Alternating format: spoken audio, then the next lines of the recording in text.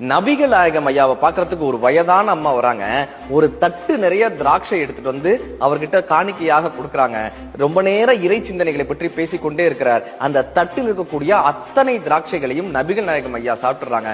அந்த அம்மா வணங்கி விட்டு செல்றாங்க. இப்ப சீடர்கள் கேட்கிறாங்க, ஐயா நீங்க எது யார் என்ன கொண்டு வந்தாலும் எல்லாரிடமும் பகிர்ந்து கொடுப்பீங்களே, இந்த திராட்சையை முழுவதுமா நீங்களே சாப்பிட்டீங்களே, இந்த திராட்சை அத்தனை இனிமையாக இருந்ததா, அத்தனை சுவையாக இருந்ததான்?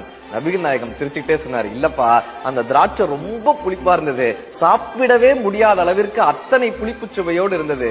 நான் அதை உங்களிடம் கொடுத்து ஒருவேளை உங்களுடைய முகம் சிறிதளவு சுளித்தால் கூட, அல்லது உங்கள் முகம் சிறிதளவு வாடினால் கூட அந்த தாயாரினுடைய மனம் வாடி விடுமே, அன்போடு கொண்டு வந்த அந்த தாயினுடைய மனம் வருத்தப்பட்டு விடுமேன்ற காரணத்தினால அத்தனை திராட்சைகளையும் நானே உண்டு விட்டேன்னு நபிகள் நாயகம் ஐயா சொன்னாராங்க.